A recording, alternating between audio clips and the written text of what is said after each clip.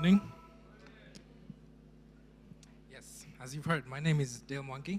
I'm the head of brand and media at Shujaaz. I'd like to start by telling you a little bit about who we are and what we do. So the name Shujaaz is from a Swahili word Shujaa, which means hero, for the non-Swahili speakers in the room.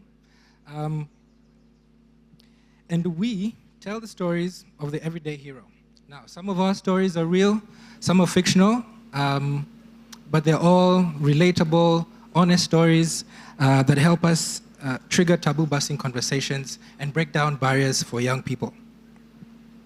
In these stories, everyday Shujaaz, heroes that is, face and make decisions about sex, relationships, money, power, and work. Anyone remember this trend? So we started back in 2009 where we told the stories of our fictional characters in millions of comics every year. In fact, at one time we were the biggest comic book publishing organization in the world. So bigger than Marvel, bigger than DC, if you're a comic book fan. And we did this as well on a daily basis through local and national radio stations. And over the years, we've adapted to ensure that young people can find Shujaaz on any of the media platforms that they choose to use. We're talking online, TV, radio, print, on ground, you name it. And now we're a multimedia brand, proudly reaching over 70% of all 15 to 24-year-olds in Kenya. Yeah, thank you. Also, all of our media is informed by consistent research, both qualitative and quantitative, and some of that is what I'd like to share with you today. Now, every year since 2016, we've conducted a nationally representative survey with 2,000 plus young people across Kenya. This has helped us understand what's really going on for them and what role Shujaaz Media plays in their lives. After 7 years of doing this survey, we've had more than 13,000 one-on-one interviews with young Kenyans talking about everything from money and work, sex and relationships, community, governance, technology, gender dynamics, mental health, and even climate change. We compiled all this data and analysis into a microsite with one simple goal: to share what we've heard with the world so that we can ensure that this generation are truly understood.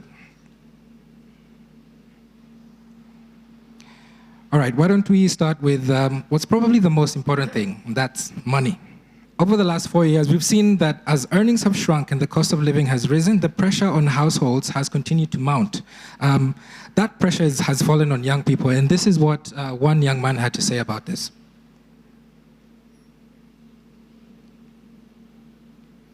We've also learned that 100% of 15 to 24-year-olds in Kenya report that they're having to earn some money to help cover or supplement their daily expenses.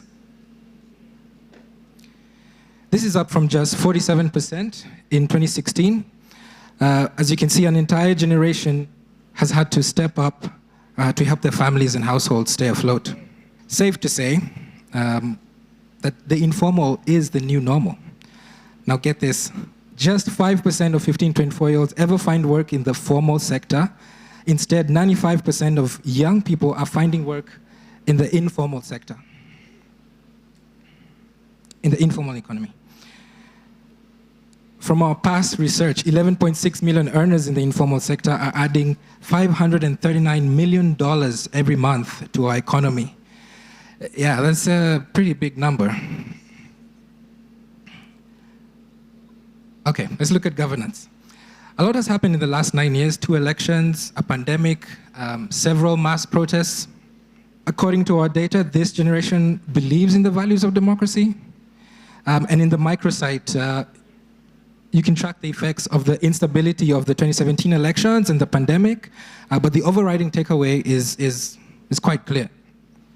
We've seen that far from the apathetic youth stereotype, this generation's belief in the values of democracy and participation remain incredibly high. Numbers from the IEBC show only 10% of 18 to 24-year-olds showed up to vote in 2022. Well, why was that?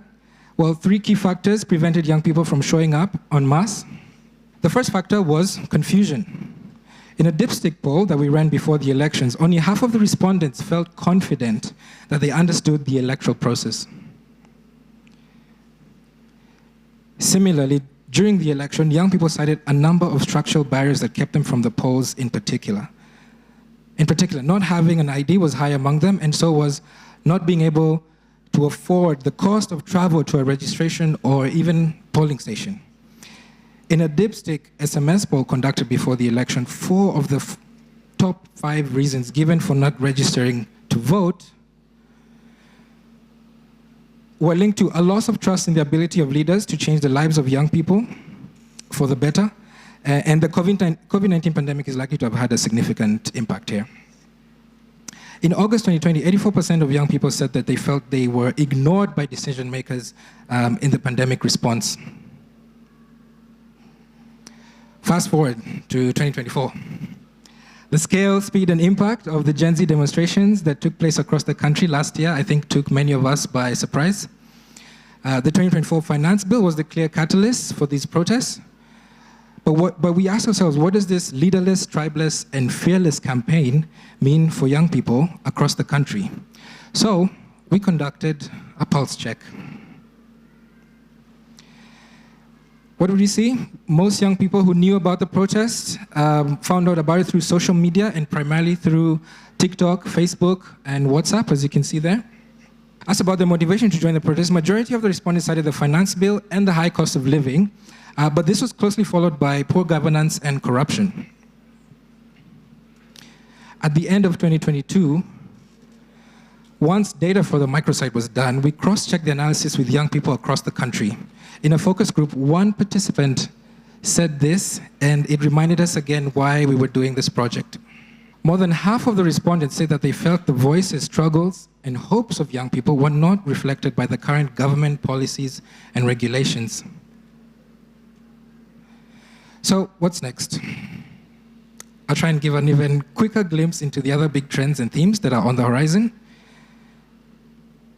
The first of which, well, let me say that on our microsite, we further unpack these 3 trends that young people have raised more frequently in the last 2 years. The first of which being, as tech advances, there are some young people who are left behind due to the urban-rural access divide, I think as we all know, as well as gender disparity, of course.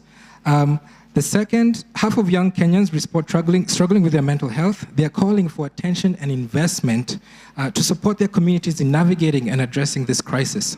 And lastly, more than 85% of young people in Kenya believe the climate is changing, with 38% experiencing the effects firsthand. Young Kenyans want support to drive their country's response to the climate crisis so they can not just survive, but thrive. This is what another young man had to say about mental health specifically. It's pretty compelling. All right, that brings me to the end. Thank you everyone for lending me your ears. Please visit our website in order to access the microsite. The address is up there. The address is up there. Yeah, let us know what you think.